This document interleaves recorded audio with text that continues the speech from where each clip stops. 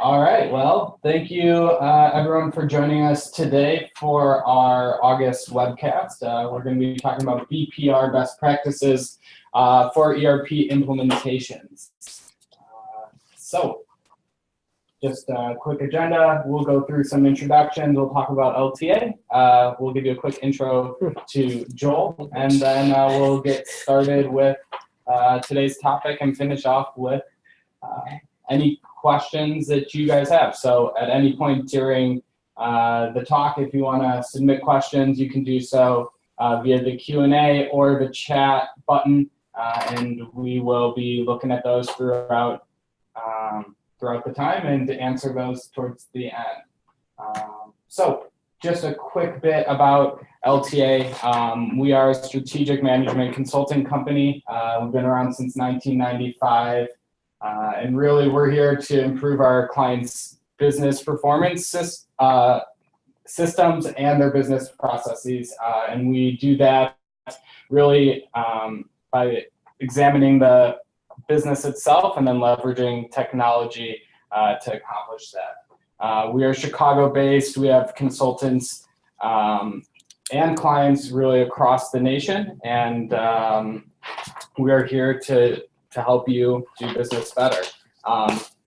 What we do, we really focus on enterprise software selection, business process reengineering, which you guys are here to hear about a little bit more today, technology advisory services such as interim CIO or CTOs, IT roadmaps, and digital and cloud strategy, as well as some implementation support services like training, organizational change management, and project management.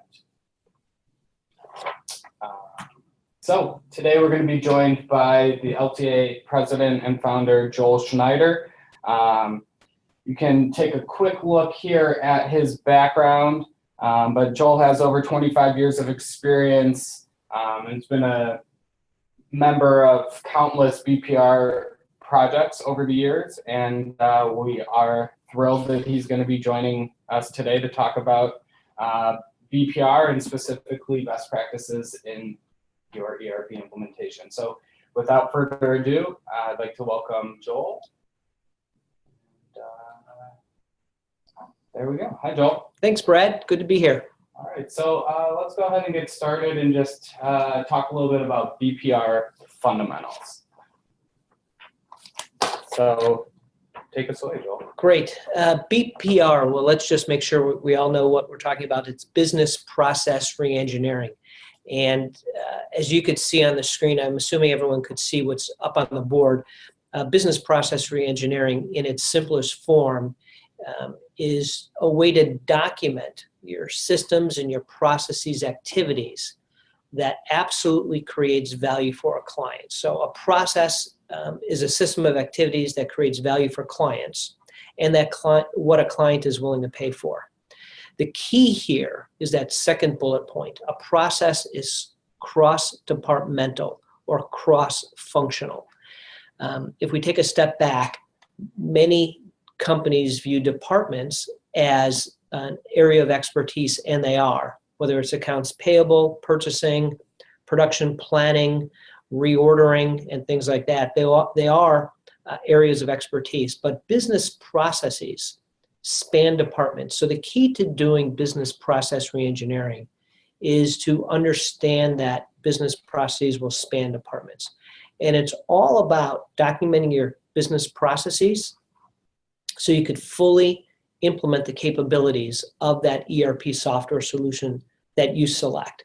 The other key benefit is you get to minimize, and the opportunity to minimize, any outside systems or the use of outside systems and processes. Excel is the perfect example. Every company uses Excel, but you don't want Excel to be your system of record. So the more you re-engineer your business processes, the better opportunity you have to minimize the use of outside systems and processes.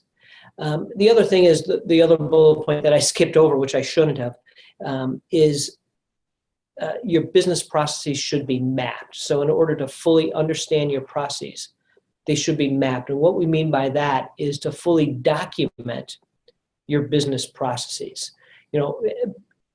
I don't have a lot of notes in front of me. I have one note in front of me. It's a quote from Edwards Deming, who really has a lot to do with this. And we talk about documentation. His quote is, if you can't describe what you are doing as a process, you don't know what you are doing.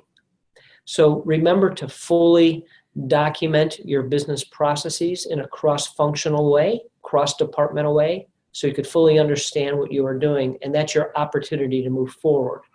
So we're about to get into when to do it, but that's just a quick overview of business process fundamentals. Great. There's a long answer to a short page. Sorry about that, Brad. No, all good. So now that we've gone over the fundamentals, let's just, if you could just touch a little bit on the purpose of BPR. Sure. The overall, the purpose of business process reengineering is to provide the foundation for optimized business processes for today and in the future to enhance scalability as you move forward in your company.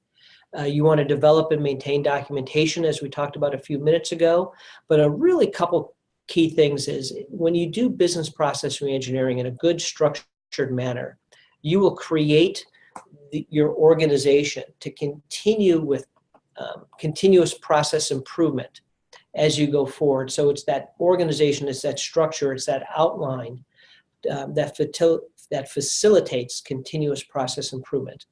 We've all heard the saying, it aligns people, process, and technology, and it does, excuse me, because this is where you can really unleash the power of that ERP system.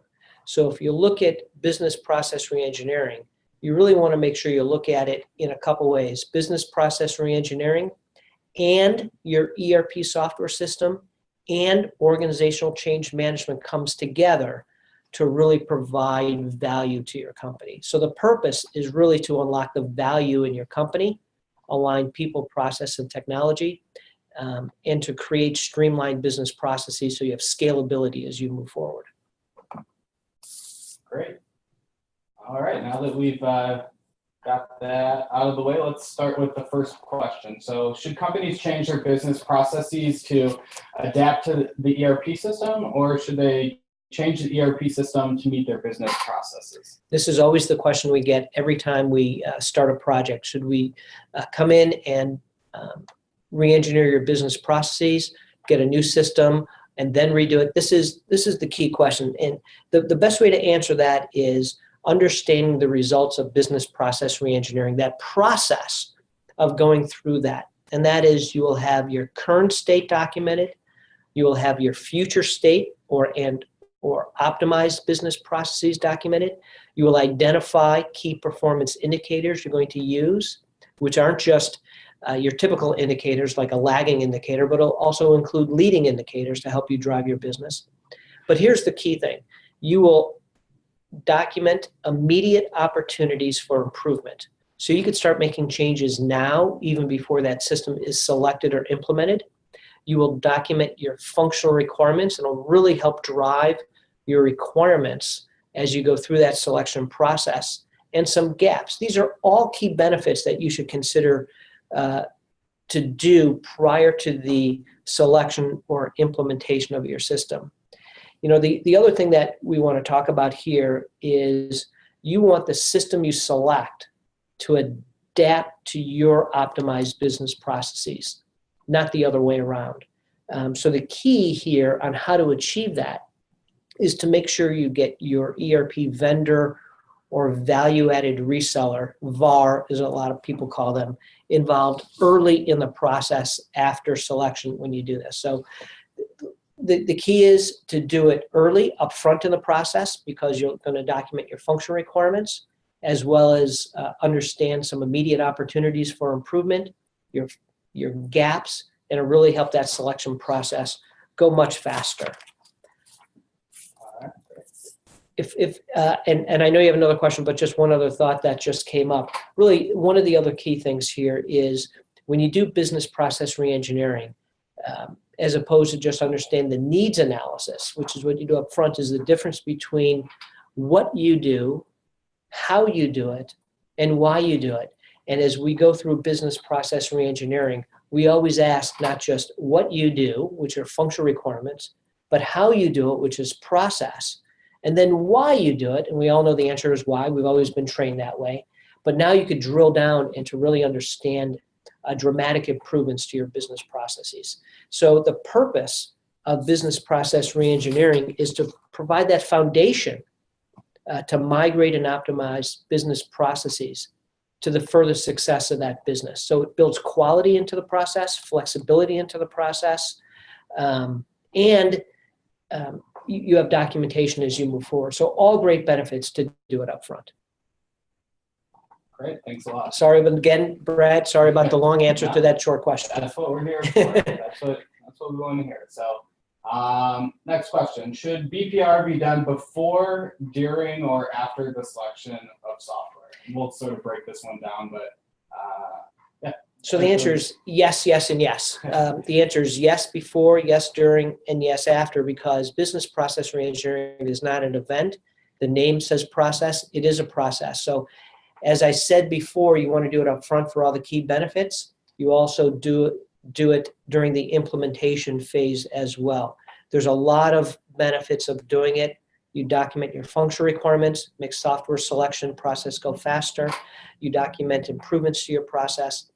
And the other part that we haven't talked about is when you do it up front, remember the implementation of a new system and business process reengineering is all about change and change management.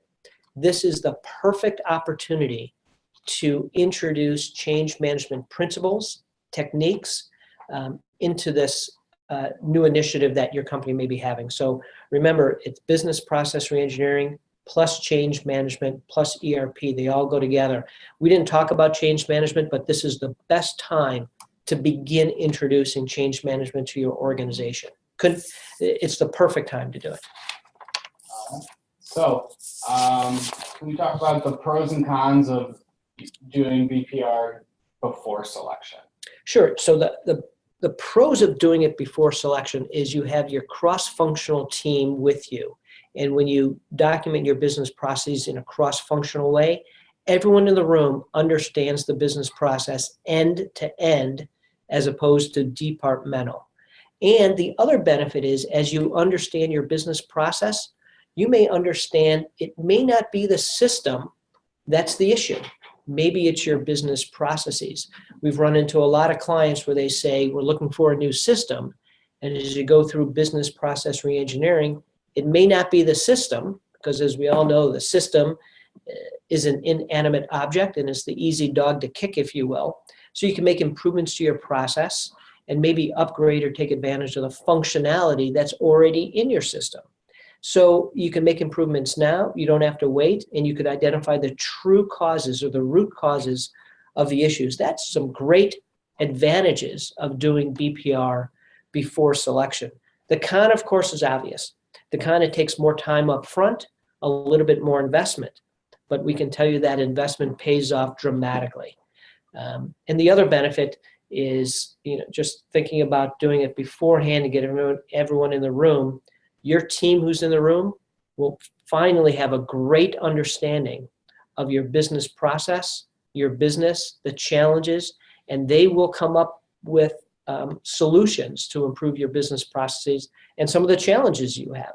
It's a great way to move forward with this process. Great. Let's move on to the pros and cons of BPR during the selection. So during the selection is kind of hard because you're going to be doing a selection process. What we strongly recommend is the results of the BPR, all the maps, the current state, the future state, the KPIs, the gaps, the functional requirements are part of the documentation so you can help select a great software vendor that meets those needs. So the obvious advantage, or the pro as we have it here, is you have your team commitment and your time, your documentation, and the work is done ahead of time. The con, there's not a lot of cons of doing it, but you don't want to get bogged down with process versus functionality, because the goal is to make a decision. But this is where the vendor can really help you out. And I think if this is during, the next one probably says after selection, if I'm not mistaken. Yeah, we can go to that. So this is so ripe for opportunity. There's so many things to talk about business process reengineering after selection. Now remember, up front, we've documented current state, future state gaps. We've understand functional requirements. We've identified the difference between what you do, how you do it, and why you do it. Now comes the best part. This is where you could actually make that software meet your business needs and your business processes in the most optimized way. And this is where we really like to get the software vendor or VAR involved in the process. Just to take a quick side here, many times a vendor will come in and want to do discovery by interviewing people in your department to understand their functional requirements. You've already done that in advance. Now is when you get the vendor involved and show them from a cross-functional perspective all the benefits of putting in the system and how we could configure that software to meet their needs, and they could do it much quicker than if you didn't go through this process. So the benefits is getting the vendor involved as soon as possible. It's a tremendous way to improve the results, shorten the time frame, and actually achieve what you set out to do when you started this process. We were a strong believer in getting those software vendors involved in this process. All right, that was the last question that I had for you. So I want to go ahead and invite everyone to please submit your questions. You can go ahead and either send those via the Q&A or the chat button. We did have one come in while you were talking, just saying if you had to pick which departments are absolutely critical to be included in the BPR process. Good question. What department should be included in BPR? It's sort of like a trick question. I don't think it was meant to be a trick question, but it's a trick question. The answer is all. This is not a departmental project to do. You don't do business process reengineering for accounts payable or purchasing or planning or shipping or receiving. This is cross-functional. So the answer is all departments. And you want to get all departments in the same room at the same time as you document the process, because the individuals need to appreciate what others are doing to fulfill a customer request. So it's all departments. It's not a department. It's a good question.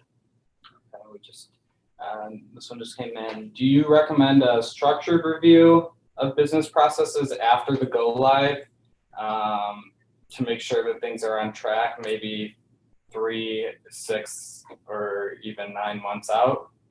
So after the go live, if I heard that question right, the answer is yes. We believe that it's important to do a post-implementation review 3, 6, 9 months after the go live to make sure a couple things. One, the system is actually meeting your expectations, but more important, you've configured the system to meet your optimized business processes. And as we all know, remember, go back to that change management perspective, you want to make sure people don't revert back to their old way of doing things, and user adoption is critical. So that post-implementation review or audit combines your business processes that you documented, change management, gets the users as adopted on the system to take advantage of that system. It's a great question, and there's no specific timeline of when not to do that post-implementation review. We would suggest you do it on a regular basis to make sure that the users continue to take advantage of that software. Okay, looks like we have 2 more. Again, if you have other questions, please send them in. Obviously, this is something you guys do. What are the benefits of bringing in outside help since we are the ones that are doing the work and know the day-to-day processes? So another good question, and that is, should you bring in someone from the outside to do the business process reengineering? Bringing somebody from the outside, whether it's business process reengineering or other projects that you may have, brings a fresh perspective, but more importantly, bring some experience and expertise to the table.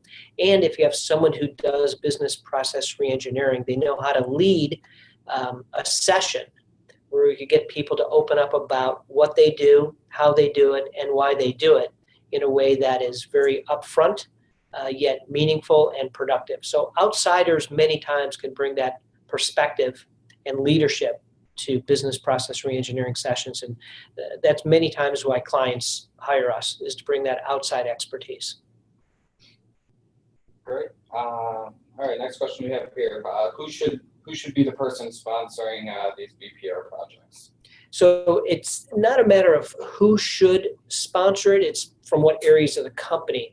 Once again, you want to get all departments involved, and I truly mean all departments, but it's usually led by somebody at a steering committee or executive level, whether it's a chief financial officer, chief operating officer, president of the company. Usually it's somebody at that level, possibly a CIO, that wants to really help take that company to the next level. So it's an executive level person who can bring in all the different departments to be part of the process. That's the key thing.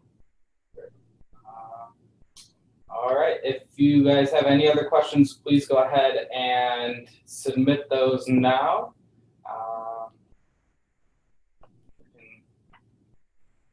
See if anything comes in the next minute. Otherwise, if you are interested and want to talk more, we are definitely here to answer any questions you have. We've been speaking with Joel today, but you can definitely reach out to Joel, or please reach out to Joe Ambrose, who is our practice director. Joe's contact information is on the screen here. And it doesn't look like we have any more questions that have come in, but again, please send those over to us after the fact if anything comes up. We appreciate you joining us today. We will be sending out an email with a link to the recording so you can pass that along to your colleagues. And be on the lookout for our webcast next month. And we will be sending out email with more information on the topic and the date shortly. Thanks for joining us. Thank you, Brad. Thank you for everybody.